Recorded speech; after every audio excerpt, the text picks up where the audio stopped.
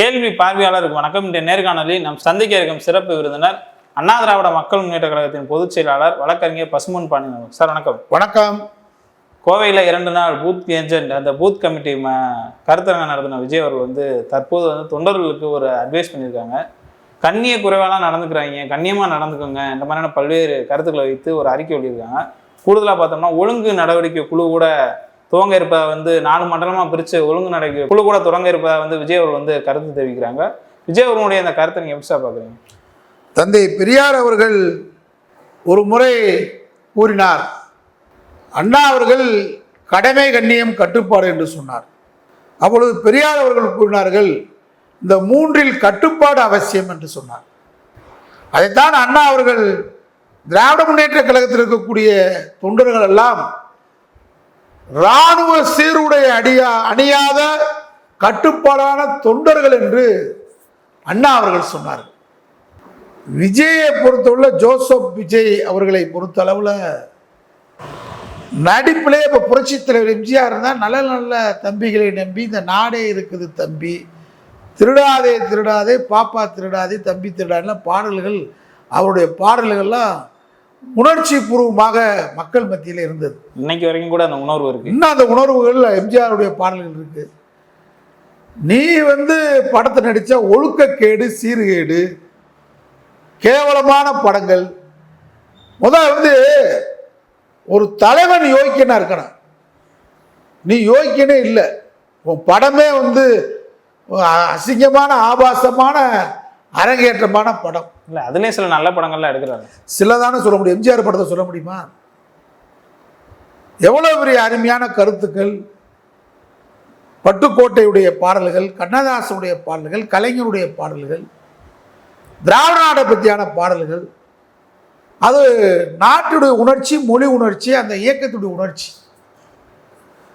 வருமான வரிக்கு பயந்து கொண்டு வருமான வரி துப்பாக்கியை காட்டி மிரட்டி வருமான வரித்துறைக்காக ஒரு கட்சி ஆரம்பிச்சிருக்க.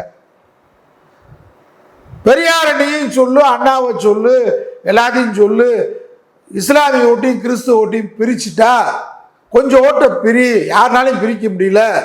நாங்கள் சைமன் சீமானுக்கு ஸ்கிரிப்ட் கொடுத்து பார்த்தா அவன் களவாணி பேலா போயிட்டான், எல்லா பக்கமும் கால் வைக்கிறான். அவன் ஒரு பேட்டி கொடுத்துருக்கான். அதிமுக காரங்க விஜய்கிட்ட என்ன பேசுனாங்களோ அதான் இவங்கிட்ட பேசுனாங்களாம். யார்கிட்ட என்னடா என்ன எவ்வளோ டூப் மாஸ்டர் இருக்காங்க பாருங்க. இவருக்கு விஜய்க்கு 90 சீட்டு துணை முதல்வர் கேட்டாங்களாம். அதே தான் ஏன்ட்டையும் கேட்டாங்க, நீ என்ன கட்சி நடத்துகிற, கட்சியாக நடத்துகிற ஜெய்மன் திருட்டுப்பல. அது மாதிரி விஜய் கட்சி நடத்தலை. ரசிகர் மன்றம் காவாலி பேர் 2 பேர் கத்துவான், போவான், வருவான், படத்துக்கு வருவாங்க. படத்திலே நீ யோக்கியமாக நடந்துக்கிறல்ல, நாட்டில் நான் யோக்கியமான ஆட்சி நடத்த போகிறேன். எப்பா உன் படம் ரிலீஸ் அன்னைக்கு டிக்கெட் ஒழுக்கமான முறையில் அந்த ரசிகர் ஷோ டிக்கெட்டை ஒழுக்கமாக வைத்தீங்களா? அவனுடைய ஒரே ஒரு கேள்வி, ஓ ரசிகர் மன்ற தலைவன், நீ இந்த ரசிகர் ஷோ டிக்கெட்டை விற்றீங்களா ஒழுங்கா? 100 ரூபா டிக்கெட்டு 1000 ரூபாய்க்கு விற்றீங்க, 10,000 ரூபாய்க்கு விற்றவங்களா இருக்கேன் பிளாக்கில். ஒரு ரசிகருக்கு போகாமல் நீ ரசிகர் ஷோன்னு தான் சொன்னீங்களே தவிர பொதுமக்கள் மத்தியில் 200 ரூபா டிக்கெட்டை 5000 ரூபாய்க்கு விற்று உங்கள் கட்சியில் இப்போ மாவட்ட செயலாளர் தாவேக்காவா தவக்கலை கட்சியை ஒரு கட்சின்னு வச்சிருக்கான். கட்சி என்னடா அது? நீ கோயம்புத்தூருக்கு வந்த பெரியார் இந்த உலகம் தோன்றிய காலத்திலிருந்து மக்கள் நம்பிக்கையார் தான் கடவுள் மீதும் ஜாதி மீதும் மதத்தின் மீதும். இந்த மதத்தை ஒழிக்க வேண்டும் என்றால் மதம்தான் மனிதனை மடையனாக்குறது, மனிதனை பிரித்தாளுகின்றது. இந்த மதத்தை ஒழிக்க வேண்டும்னா என்ன செய்வது? ஜாதி ஒழிக்க வேண்டும். ஜாதி ஒழிக்க வேண்டும்னா என்ன செய்வது? கடவுளை ஒழிக்க வேண்டும். அப்படி என்றால் ஜாதியும் மதத்தையும் படைத்தது கடவுளா? அந்த கடவுளே இல்லை அப்படின்னு சொல்லி யாரும் சிந்திக்காத புரட்சியை ஏற்படுத்தியவர் தந்தை பெரியார். மக்கள் கடவுள் நம்பிக்கையில் இருக்கான், ஜாதி நம்பிக்கையில் இருக்கான். இன்னைக்கு 20ஆம் நூற்றாண்டின் கடைசியில் கூட 21ஆம் நூற்றாண்டு கூட இன்னும் ஜாதியில தான் நம்பிக்கையோடு இருக்கான். ஆனா பெரியார் காலத்துல எவ்வளவு நம்பிக்கையோடு இருந்திருப்பான். அதை இல்லை என்று உடைத்தார். கடவுளே இல்லை, கடவுளை கற்பித்தவன் முட்டாள், கடவுளை பரப்பின அயோக்கியன், கடவுளை வணங்குறவன் காட்டு முராண்டி சொல்ல முடியுமா? அதனால விஜய் ஒரு நாளாக சொல்லி பார்ப்பான், சும்மாவாது சொல்ல முடியும், பொண்டாடிட்டு சொல்ல முடியுமா? நீ நாட்டு மக்கள் மத்தியில் மேடை ஓட்டு பெரியார் பிரச்சாரம் செய்தார். அதனால அவர் செருப்பு கொண்டு எரிஞ்சான். அப்பா வண்டியை நிறுத்து, இன்னொரு செருப்பு எடு, விட்டு போயிருப்பேன் பயந்துட்டு. 2 செருப்பு எடுத்து ஏலம் போடுவார். அந்த ஏலம் போட்ட காசுல தாண்டா இன்னைக்கு பெரியாருடைய பயிற்சி நிறுவனங்கள், பள்ளி நிறுவனங்கள், கல்வி நிறுவனங்கள் இருக்கு. கோயம்புத்தூருக்கு வர்றாரு, இவருக்கு ஒய் பாதுகாப்பு வர, விளக்கமாத்து பாதுகாப்பு வர, மரத்திலிருந்து குதிக்கிறான் டமார்னு ஒருத்தன். மரண்ட அப்புறம் ஒருத்தையும் குதிக்கிறான், அப்புறம் ஒருத்தையும் குதிக்கிறான், 10 பேர் குதிக்கிறான். எதுக்கு அவர் கட்டுப்பாடை பத்தி பேசுறாரு தெரியுமா? இதுக்கு தான் அவங்க தொண்டர்கள் குதிக்கிறதுக்கு தான் இந்த கட்டுப்பாடுலாம் சொல்றாங்க. தொண்டர்கள் குதிக்கிறானா அடிக்க போறானான்னு தெரியாது. ஏன்னா கட்சிக்குள்ள பூரா விஜய் ரசிகர்களுக்காக இருந்து உனக்கு பூரா எவனுக்கு வட்ட செயலாளர் கொடுக்கல, பகுதி செயலாளர் கொடுக்கல, பாக செயலாளர் கொடுக்கல, எல்லாம் வசூல். யாராவது 50 லட்சம் ரூபாய் குறையில்லாம கார் வச்சிருந்தவனுக்கு தான் மாவட்ட செயலாளர். சாதாரணமா டிவிஎஸ் விட்டு வச்சிருக்க மாவட்ட செயலாளருக்கான்னு கேளு. அவனுக்கு பால் குறை எடுத்தவன், விஜய்க்கு அந்த கட் அவுட்டுக்கு பால் குறை எடுத்தவன், தேங்காய் உடைச்சவன், மொட்டை எடுத்தவன், கோயிலில் போய் அங்க பிரச்சனை பண்ணவன், மஞ்சோர் சாப்பிட்டவன், படம் வெற்றி பெற முடியுவேன். உங்கள் ஆத்தா விட முடியாமல் ஆஸ்பத்திரியில் இருப்பான், உங்கள் அப்பா விட முடியாமல் ஆஸ்பத்திரியில் இருப்பான். ஆனால் விஜய் ரசிகர் போய் அண்ணன் படம் ஓடட்டும், மாஸ்டர் படம், அந்த மாஸ்டரில் ஒரு போதைக்காரன் நடிச்சிருப்பார், போதை ஊசி வைப்பார், எல்லா வேலையும் பார்ப்பார். ஆனால் அந்த படத்துக்கு அங்க பிரச்சனை பண்ணவே ரசிகர். அவனுக்கு இவனுக்கு பதவி கிடைக்கல. நீ நாளைக்கு சட்டமன்ற உறுப்பினர் யாரு கொடுப்ப?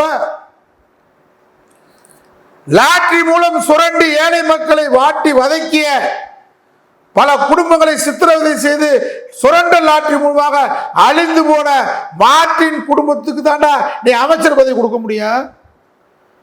ஒரிஜினா சாதாரண மூடசுக்கும் தொழிலாளியா?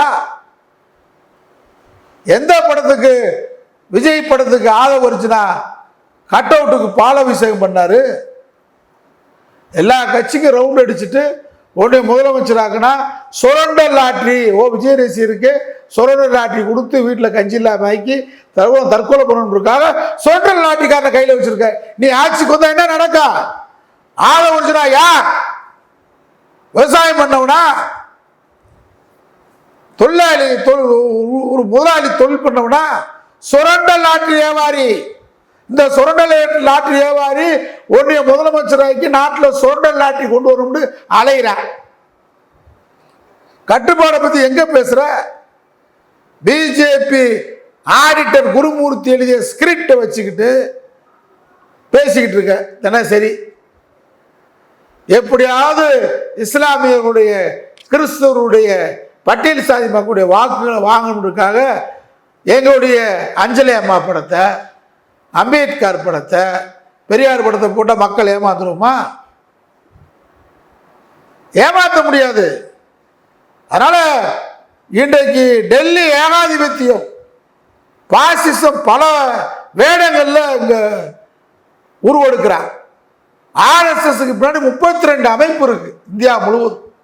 தமிழ்நாட்டில் 34 அமைப்பு. ஒன்று சீமான் கட்சி, 2வது தாவேகா. ஆர்எஸ்எஸ் உடைய அமைப்பு தான் இந்த ரெண்டும். அவனுக்கு என்ன கட்சினா பெரியார திட்டு, வலுவா திட்டு, துட்டு வாங்கிக்க. இவருக்கு துட்டை பாதுகாக்கணுமா? உங்க அப்பா எஸ்.ஏ. சந்திரசேகர் வச்சிருந்த பணத்தை பாதுகாக்கணுமா?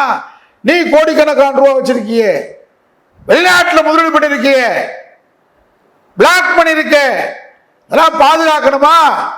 பெரியார் படத்தை போடு, திமுக எதிராக பேசு. நீ வெளியே வா, கோயம்புத்தூருக்கு வா, ஒய் பாதுகாப்பு தர்ற, அடுத்து மதுரைக்கு வா. யார் ஓட்டை பிரிக்கணும்? திமுக ஓட்டை பிரிக்கணும். திமுக ஓட்டோ 1% ஓட்டோ கூட விஜய் பிரிக்க முடியாது. திமுக இன்னைக்கு தோன்றின கட்சியா? நேற்று பெய்த மழையில் இன்று தோன்றிய காலானா திமுக. ராஜாஜியை பார்த்த திமுகப்பா, ஜவஹர்லால் நேருவை சந்தித்த திமுக, இந்திரா காந்தியை சந்தித்த திமுக. திமுக வெற்றி பெற்றால் நாட்டுக்கு நல்லது. மிரட்டி பார்க்கிறான். இந்தியாவில் மிரட்டலுக்கு அஞ்சாம இன்னைக்கு தளபதி ஸ்டாலின் பேசுறாரு பாரு. எதுக்கு அஞ்ச மாட்டோம்? ஈடியா? ஓ புலனாய்வுத்துறையா, ஓ வருமான வரித்துறையா, சந்திப்போம். நாங்க எமர்ஜென்சியை சந்தித்தவர்கள் சொல்றாரு. இது மாதிரி சொல்லு பார்ப்போம். சொல்றதுக்கு துணிவில்லை. பல ஆளை இறக்கி விட்டுருக்கான். நீ கடைசியா தமிழ்நாட்டில் இறக்கப்பட்டால்தான் விஜய். பாஜகவால் கடைசியாக 2026 தேர்தலோடு விஜய் பின்னங்கால் படுதடிக்க ஓடக்கூடிய சூழ்நிலை 2024 ஏற்படும். அதோடு பாஜக RSS உடைய அரசியலுக்கு தமிழக அரசியல் களத்தில் சமாதி கட்டப்படும். நன்றி சார். நன்றி.